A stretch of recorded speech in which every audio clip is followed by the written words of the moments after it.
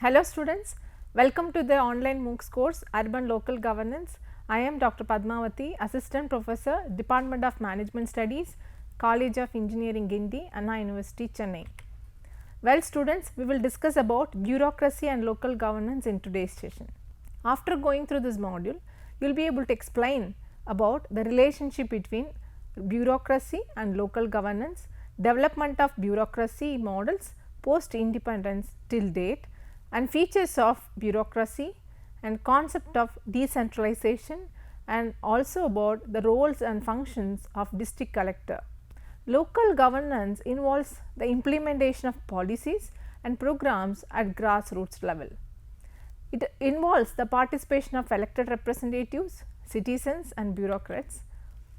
Bureaucracy plays a vital role in local governance as they are responsible for implementing policies and delivering public services to the citizens. In this module, you will be able to understand the relationship between bureaucracy and local governance in India. In India, bureaucracy plays a crucial role in local governance, and bureaucrats are responsible for the implementation of policies and programs at local level. They play a critical role in delivering public services to the citizens. Bureaucrats are appointed by the state government and work under the supervision of elected representatives. Now, let us look at the role of bureaucracy in local governance.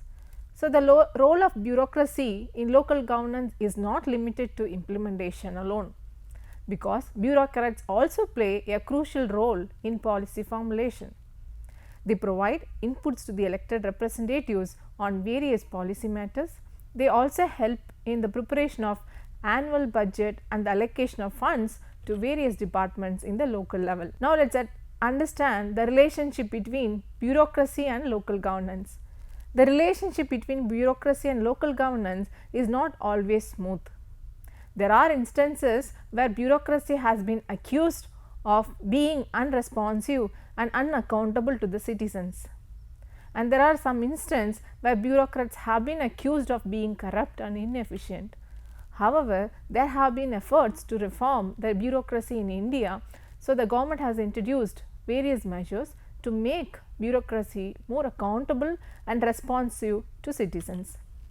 The Right to Information Act has made it easier for citizens to access information about government functioning. The Public Service Delivery Guarantee Act has made it mandatory for government officials to deliver public services within a stipulated time. Despite the efforts to reform the bureaucracy, there are still several challenges that needs to be addressed. So, now let us look at the challenges in bureaucracy as a whole. One of the major challenges is the lack of coordination between elected representatives and the bureaucrats. There have been where bureaucrats have been implemented policies without consulting elected representatives, and these lead to conflicts between two. Another challenge is the lack of accountability of bureaucrats. Bureaucrats are often accused of being unaccountable to citizens. They are not held responsible for their actions and are not punished for their mistakes, and this has led to a lack of trust between the citizens and the bureaucrats. Hence, bureaucracy plays a crucial role in local governance in India, and it is responsible for the implementation of policies and delivering public services to citizens. However, there are several challenges, as I said just before, that need to be addressed. The government needs to work towards making bureaucracy more accountable and more responsive to the citizens. And there is a need for greater coordination between elected representatives and bureaucrats in order to achieve the earlier one. The challenges faced by the bureaucracy in local governance needs to be addressed to ensure effective and efficient delivery of public services to citizens. Now, let us look at the development of bureaucracy models as such from the post independence to till date. After India gained independence in 1947, the country embarked on a journey to build a strong and effective bureaucracy that would help in the smooth functioning of government and ensure efficient delivery of the services to citizens. Since then, there are several models of bureaucracy have been developed, each with its own strength and weaknesses. and this section of this module aims to explore the development of bureaucracy models in India, especially post independence from the Nehruvian model to the current decentralized model. Now, let us look at the Nehruvian model. So, the Nehruvian model of bureaucracy was influenced by the colonial administrative system, which was hierarchical and centralized. Nehru believed that a strong centralized bureaucracy was necessary for the development of the country. Under this model, the bureaucracy was responsible for planning and implementing the development projects and had a high degree of control over the economy. However, this model was criticized for being too top down, bureaucratic and slow moving in nature. And followed by we have Indira Gandhi's model of bureaucracy, which emerged in 1970s, was characterized by a shift towards a more authoritarian style of governance. Under this model, the bureaucracy was given more power and autonomy with a focus on centralization and control. The government adopted a more interventionist approach to the economy, with the bureaucracy playing a key role in implementing the policies such as nationalization and import substitution. However, this model was criticized for being too authoritarian in nature and lacking in transparency and accountability at that point of time. Let us look at decentralization model. In the 1990s, the government began to adapt a more decentralized model of bureaucracy with a focus on devolving power and responsibilities to local governments and communities. The 73rd and 74th constitutional amendments, which introduced the Panchayati Raj institutions and urban local bodies respectively, were considered to be significant milestones in the development of this model. Under this model, the bureaucracy is seen as a facilitator rather than a controller, with a focus on participatory governance and community involvement in decision making. This model has been praised for its potential to promote more responsive, accountable and effective governance. So far we have learned about the types of bureaucracy model. Now we are going to learn about features of bureaucracy. So, bureaucracy refers to a hierarchical and structured administrative system that is responsible for implementing government policies and delivering services to the public, but it is also characterized by a well defined chain of command, a set of rules and regulations and specialized roles and functions.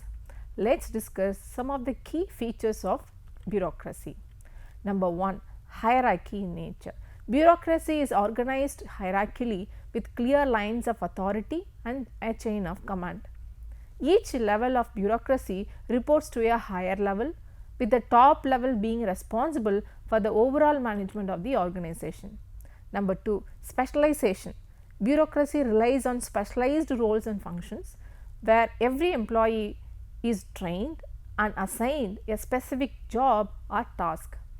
This ensures that each employee is responsible for a particular area of expertise, which helps to maintain quality and efficiency. Number 3, formal rules and procedures. Bureaucracy is characterized by a set of formal rules and procedures that dictate how tasks are to be performed, and these rules and procedures are meant to ensure consistency and fairness in decision making. And followed by we have impersonality, where bureaucracy emphasizes impersonal relationships between employees and clients or customers. This means that the decisions are made on rules, regulations rather than personal relationships or favoritism. We also have merit based recruitment and promotions, where bureaucracy is supposed to be a merit based system where recruitment and promotions are based on qualifications and experience rather than personal connections or nepotism.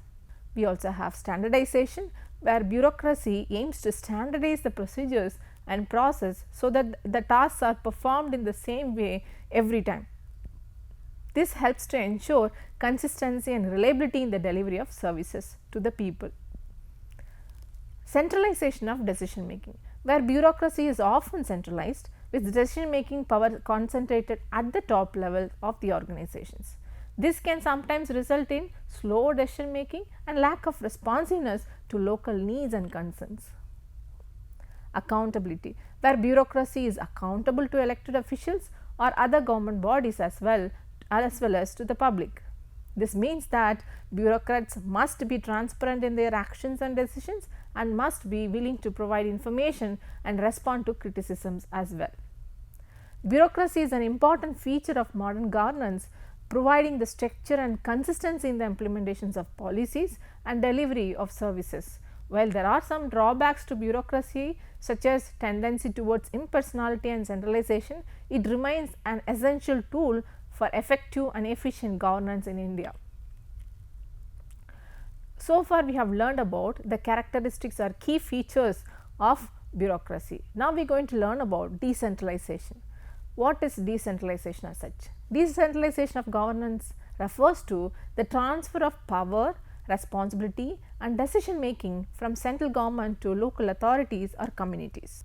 It is a process that involves the redistribution of political, administrative and financial authority from the center to the periphery. Decentralization is considered as an important aspect of democratic governance, as it allows people to participate in decision making process, promotes accountability and enables local authorities to respond to the needs of the community more effectively. Now look at the types of decentralization. There are different types of decentralization, which includes political, administrative and fiscal as broadly.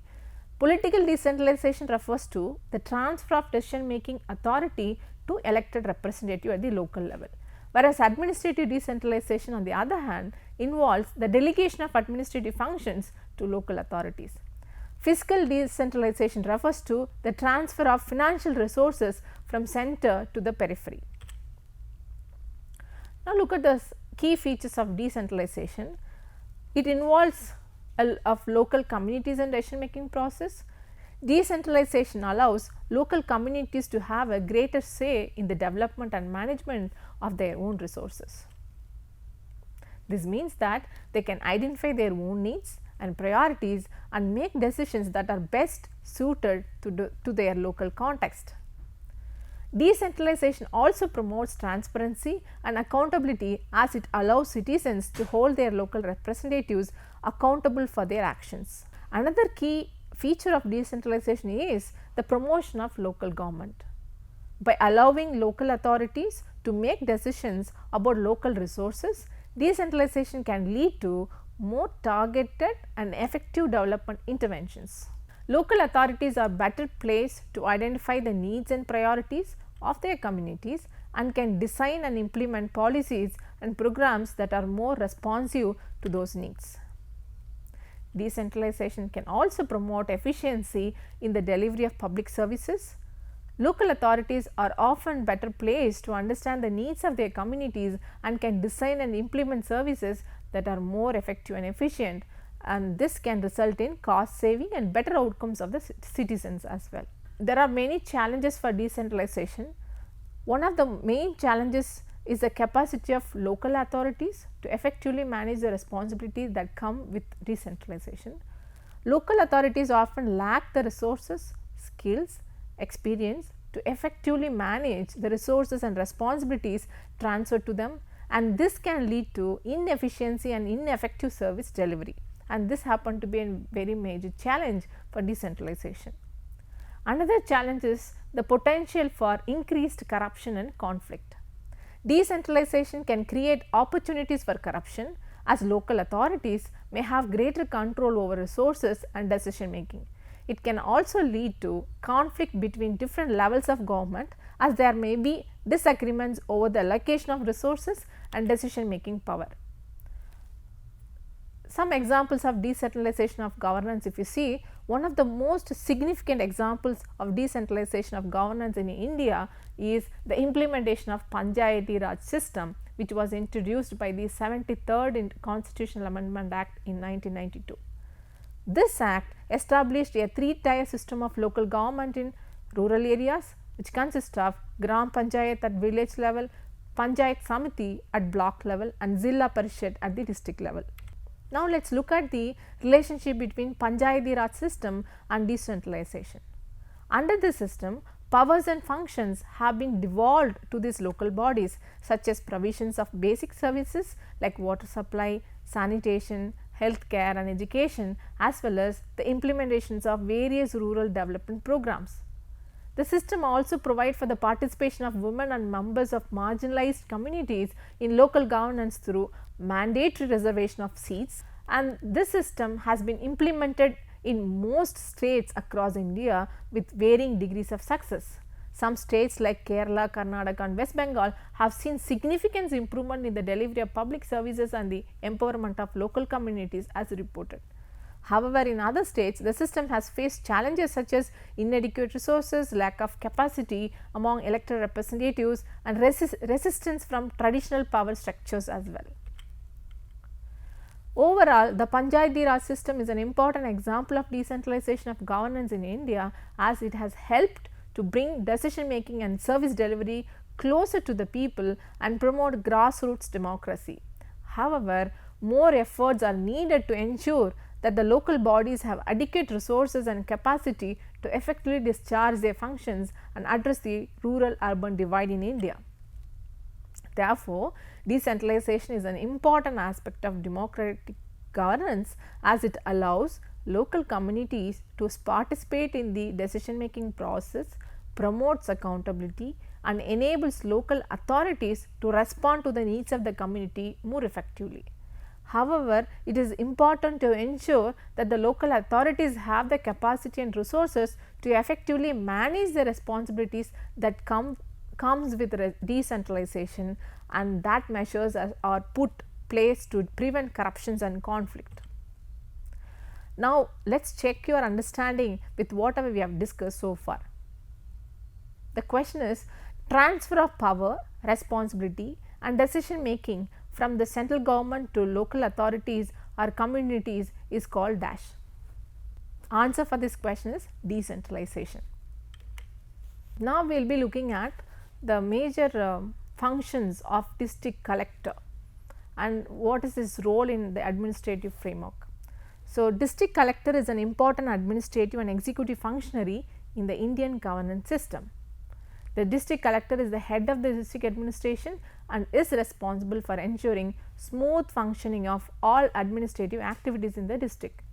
The district collector plays a crucial role in both rural and urban governance and is responsible for ensuring effective and efficient delivery of services to the citizen. And this picture will give you an overview about the position of district collectors in the hierarchy. District collectors belongs to the general administration department of the state government, that is state secretariat, which is headed politically by the chief minister and administratively by the chief secretary. The collector is controlled and supervised by divisional commissioners. The place of collector in administrative system of a state as illustrated in the program, as you can see. The revenue and general administration department and the registration department of the district administration are directly under the charge of district collector, but his control and supervision and influence extend to all other departments of the district administration as well, and he is a multipurpose functionary around whom revolves the entire administration of the district. Now, look at the district collector in rural governance. So, we will explore more on the role a district collector executes. In rural governance, district collector is responsible for the overall development of the district. The district collector is responsible for the implementation of various government schemes and programs in the district, and to ensure proper distribution of funds and resources to the various departments and agencies working in the district. Also, to ensure that the development projects are implemented in a timely and efficient manner. Also, to maintain law and order in the district for ensuring the justice system functions effectively. Similarly, the role of or functions of district collector in urban governance, to brief about this, the role of district collector is equally important in the urban governance, where the district collector is responsible for ensuring that the city functions smoothly and that citizens get access to basic services such as water, sanitation, electricity, etc.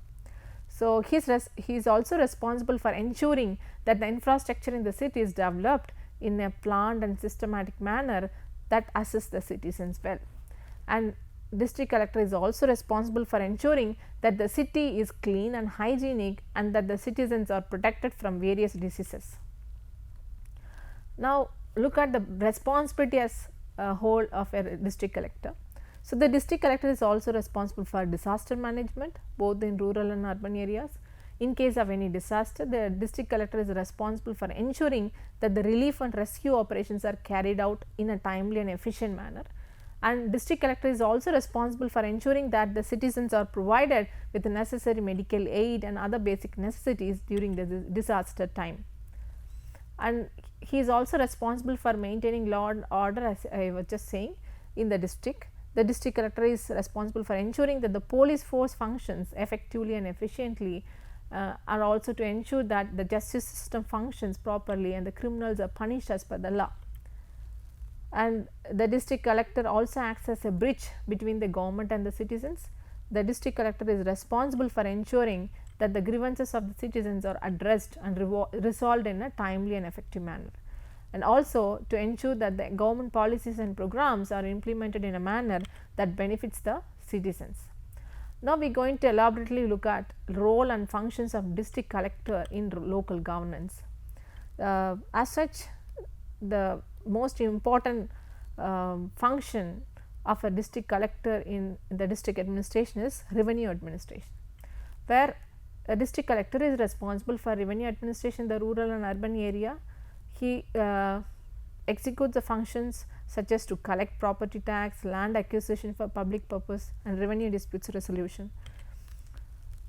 As the head of the revenue administration in the district, the collector is responsible for following functions like to collect land revenues, to collect other government dues, to distribute and recover tax-away loans, like they are tax-away loans are a short term loan given to poor farmers to purchase seeds, fertilizers, equipment and for other agriculture purposes, and also to maintain land records, to collect rural statistics, to hear revenue appeals against the order of lower authority, also to pay zamindari abolition compensation if any, to exercise the power of land acquisition officer, that is acquiring land for purpose of colonization, industry, slum clearance, capital constructions, etc.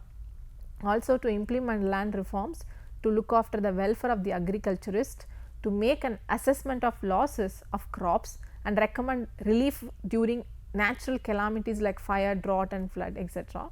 To supervise treasury and sub treasury, also to ensure stamp act which is in place, to pay rehabilitation grant, also to manage government estates. We have learned so far the functions and role a district collector does under the revenue administration. Now, we are going to look at the functions or role and functions of district collector for law and order administration. So, district collector is responsible for maintaining law and order in the district. The collector works closely with the police department and other law enforcement agencies to ensure that the safety and security of the people in the district is ensured. And the district collector in his capacity as the district magistrate performs the functions such as to control and supervise the subordinate magistracy, to issue orders when there is a threat to public peace and order under the section 144 of the Criminal Procedure Code, and to dispose all the petitions received from the government and others, and to release prisoners on parole, to inspect the jails, to submit an annual criminal report to the government, to grant, suspend or cancel many kinds of licenses like arms, hotel, explosives, petrols and others. Also to grant superior classes to prisoners, to supervise and control local bodies, to control and direct the actions of district police, to enforce Entertainment Tax Act and Press Act, also to call the armed forces to aid and assist the civil administration to deal with any abnormal situations in the district, also to prosecute offenders under the Factories Act and Trademark Act, also to order disposal of unclaimed property and to recommend schemes for the development of forest. So, these are all the important roles and functions a district collector does under the law and order administration. Now, let us look at the development administration. A district collector is made responsible for regulatory and development administration. He looks after the revenue, magisterial and development activities in the district, and all the district level officers are generally engaged in the implementations of development program functions under the supervision, guidance and leaderships of these collectors. And in many states, the collector is designated as the district development officer and is authorized to write annual confidential report of district level officers engaged in the development administration. In Maharashtra and Gujarat, for example, the collector is made responsible only for regulatory administration. The development administration in these states is made responsibility of the Zilla Parishad, and all the district level officers engaged in the implementation of development program functions under the administrative control and supervision of Zilla Parishad. For this purpose, the Zilla Parishad has appointed the district development officers or chief executive officer who also belongs to the cadre of IAS. And important dimensions of the role of collector in the development field is his association with the district rural development agency, and it should be noted that here that the chief role of a collector in the field of development administration is that of coordination and coordinating the activities of district level officers engaged in the implementation of program developments. However, the 73rd Constitutional Amendment Act of 1992 and the consequent Panchayati Raj Acts of 1993-94 of various states have reduced the role of collector in development administration. And so far we have learned about roles and functions of district collectors, which includes revenue administration, law and order administration, development administration, and along with this we will also learn about other powers and functions of a collector in his purview. So, he acts as a returning officer for elections to parliamentary and state assembly constituencies. He acts as a district census officer. He acts as a chief protocol officer in a state.